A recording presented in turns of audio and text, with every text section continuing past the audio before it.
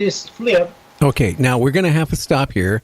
I got to take about a 2-minute break here, and then I'm going to put you on hold, and I'm going to bring you back in 2 minutes, and we can continue on. How's that? That'd be great. Okay. So, putting you on hold right now. So that makes me wonder, about UFOs. If things, I don't know. I'm not that brave. I don't want to find out. So we're going to be back in about 2 minutes. It's time to take a break and do what people need to do. We'll be right back.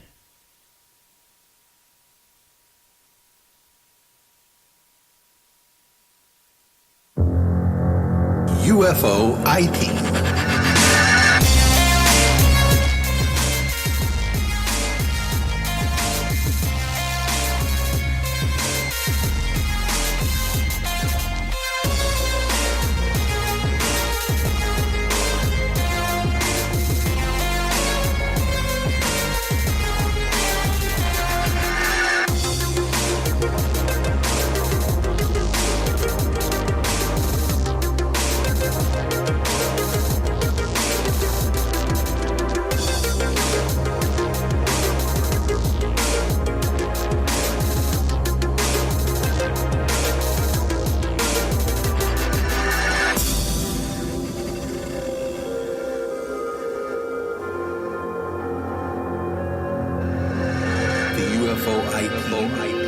Which is a professional group of highly educated UFO slash paranormal field investigators.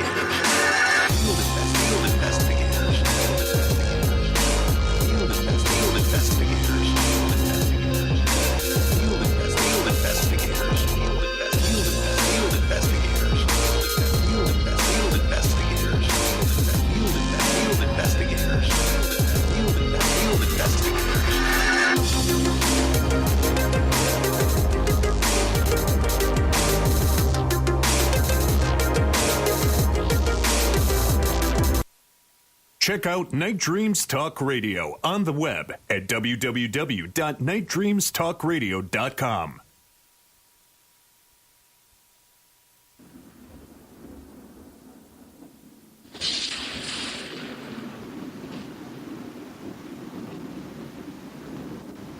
And we're back. Hey, Ronnie, you back there yet?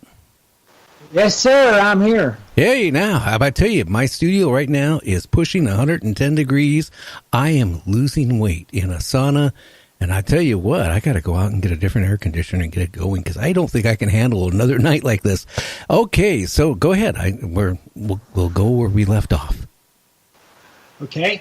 Yeah, Gary, this thing did this flip and it was coming back at me, and now I'm looking at the surface of this craft. This is a huge, monstrous craft, and it's coming back at me. And I'm sitting there, I'm holding the phone still, hoping I can get another picture, not realizing that I'm video recording it. And I'm catching all of this. And now, for the first time, I can see the top of this craft. There's a huge tower over to the right. There's these neon blue power lines that stretch across the surface. There looks like these building structures scattered across the top of it.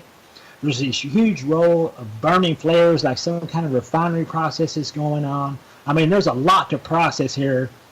And I'm looking at this thing as like, my God, this thing is defying the law of gravity. It's got a city built on the surface of it, and it's coming back at me. So part of me wants to run and hide underneath the truck. Another part of me wants to sit here and just observe this thing, because it's just amazing to be a witness to this. And I just stood there and watched this thing, and my phone, I see my phone turn itself off, and it said memory full. And so I just sat there and watched this thing. It's coming back at me. It stopped.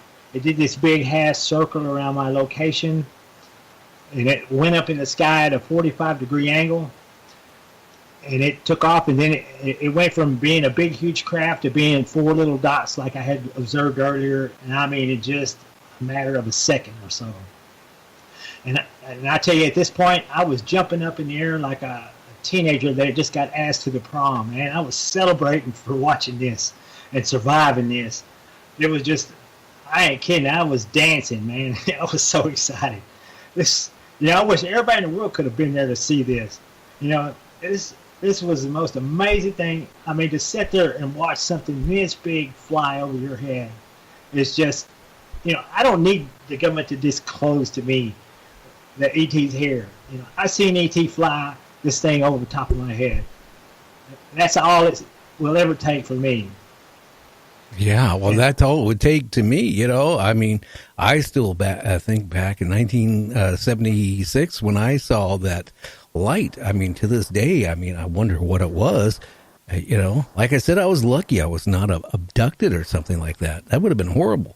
Again, if they have abducted my wife, no offense to my ex-wife, they could have took her. I mean, it would have saved me a lot of money if they would have. Yeah, doesn't work like that though, does it? Hey, I wasn't lucky, I'll tell you that. but as I was sitting there, this thing left, and I finished my job, and I was leaving this location, and the little craft had disappeared, and I hadn't seen no sign of it or anything, and I had left this location, and I had headed about a mile down the highway, and I looked, and above this farmhouse that sits out in the middle of this field, there's something about 200 feet above it, and it's got a little glow to it. And I'm kind of thinking, is that a star in the distance, or is that something else? And as I started getting closer to the house, I could say, no, that is something over the top of that house. So I pulled my truck over right beside the driveway of the house, and I stopped, and I shined my lights over there. And you could see something right above their home. These people are there. They're at home. I could see the lights on inside the house. I could see a vehicle running out in the driveway in the front yard. And these people don't have a clue what's going on above their head. I start blowing the horn in my truck. I start shining my spotlight at their house, up at the craft. And it won't nobody come out. I'm not seeing any movement. And all of a sudden, this thing starts moving away. I guess it realizes the gig is up, and I've seen it. And it starts moving away. And as it's moving over closer to me, these big white lights come on. There's a triangle opening in the bottom of it. It's got these round circular lights all the way around the triangle. And I can look up inside of that triangle opening in the bottom of this thing, and you can see this intricate ductwork all along the walls. It almost looks like a rib cage or something on the walls of it. It looks like a cochlea, the eardrum. There's these duct lines spin to a really tight spiral, and I guarantee you, it looked completely alien looking through that hole in the bottom of it, looking at the walls and stuff inside there. And and the other one, all I could see was illumination. In this thing, I could actually look through the opening, and I could see this intricate ductwork all inside this thing. And it don't look like anything man would even think about making. Well, I mean, and you didn't hear any strange noises or anything coming from the contraptions at all or anything? That craft there did have a hum to it. You could hear a light hum, and it slowly moved off. It didn't shoot away. It just moved slowly away from me, so I couldn't see up in the bottom of it anymore. And the craft itself, the surface of it had absolutely no lights on it. It was completely black. I couldn't even get an idea of what the craft looked like. All I could see was the triangle opening in the bottom of it. And even with my spotlight of my truck shining on it, I could see nothing. I couldn't see no structural detail of the craft itself. But it was a huge triangle opening in the bottom of it. The triangle opening in the bottom of it was so huge, you could put a Cessna airplane up in it. Oh, wow. I mean, that's how big it was. I'm wondering if you have been abducted and don't even realize it. I mean, I don't know if you listened to the show where I had Timothy Cullen on. He was Dr. Roger Lear's number 9 implant removal. But him and his wife were out driving, and, he didn't even know he had a device that was implanted into him. He went to a doctor about something else, and the doctor found something in his arm, and then there was no scar tissuing or anything to account how that could have been there. And then he contacted Dr. Roger Lear, which then checked it all out, and then they did the surgery and found out whatever it was, it didn't come from this planet. I mean, it did have some silver in it, but the way the silver was, compounded, there was no way it could have been done on Earth. Yeah, it's funny you should say that, Gary, because on July 4th, we were taking a family vacation, 2 days in my vacation, my gallbladder decided to go out. I was in Ruidoso, and we stayed one night in the cabin, and the next night I was in such pain. We had to go to the ER in Ruidoso. They transported me by ambulance to Las Cruces, to the hospital there, and they said my gallbladder was failing, and they needed to remove it. And they wanted to do an MRI. This is July 3rd of this year, and the guy started the MRI, and he stopped the MRI. He pulled me out.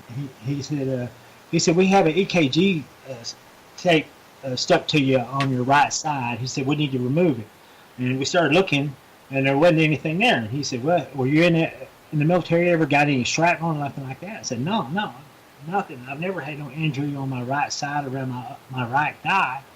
And he looked. There's no scar, nothing. He said, "Well, you have a piece of metal in you," and the MRI is picking it up. And he said, "We'll go ahead with the procedure, but if it starts bothering you, so we'll stop the procedure." And so now, apparently, I have some metal I'm going to check into to see exactly what this is. Well, I would, because you know what? And I never associated anything like this till I was talking to Michael Hall, the paranormal lawyer, who's a host on my show. But we were talking about some stuff, and it all of a sudden hit me. I can't go through any of these metal detectors, they use at the courthouses. It sets them off. And, not just that. Back, years ago, I went to one of the doctors I went to, I was in the waiting room to, do a follow-up with the doctor, and the head nurse comes out, and she goes, "When did you have that surgery in your middle of your back?"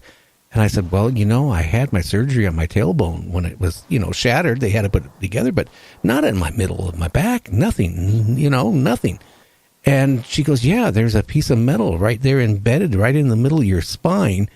And the doctor was really nervous about it. So I talked to the doctor, the doctor says the same thing. He goes, "Well, you got this piece of metal. It's real small. Embedded into your spine." And I said, "Okay, why don't we remove it?" He goes, "I can't, because of all the scar tissue and stuff like that. If I remove it, you're going to be paralyzed for the rest of your life." And then, there was no signs of any injury of how it could have got in there, or anything, no scarring, no nothing.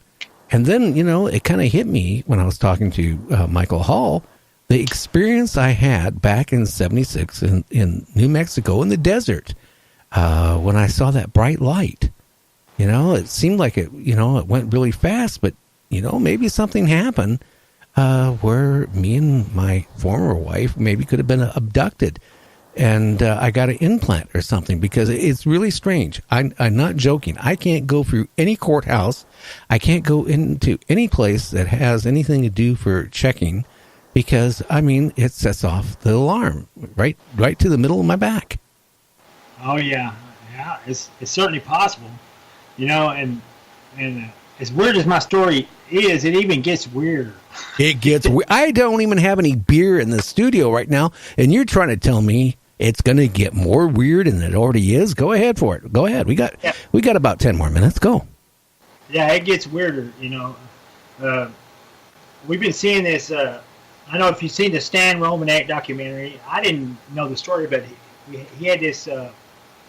It's like a free roaming vapor that kept showing up around his house, and I've had that here, and on my YouTube channel, I even caught some video of it and stuff. And then one night, I woke up in my bed in my bedroom, and my wife was fixing to come to bed, and the light was on, and she said, "I'll be right back after I give the kids their marching orders." So the light's on, and I'm trying to doze off to sleep. I open my eyes, and there's this mist over the bed, like something's been burnt in the kitchen. And I'm thinking the kids had burnt popcorn or something, and I sniff, and it has no smell, and I'm like, something must be on fire. So I decide I'm getting up, and all of a sudden, about the time I start moving, this thing shoots through the wall. The whole king size bed of this mist just shoots through the wall, and I'm thinking, okay, now, not only have I caught it on video before, now I've actually seen it with my eyes in a well lit room. So there's some weird stuff going on here at my house, and I didn't know it, and it's even going to get weirder, because I didn't think it could get any weirder, but last August 2017 it did. I was working nights. I come home and I'm sleeping, and it's late in the morning, probably 8, 9 o'clock. And I'm laying there asleep. I'm not even dreaming. I'm so out of it.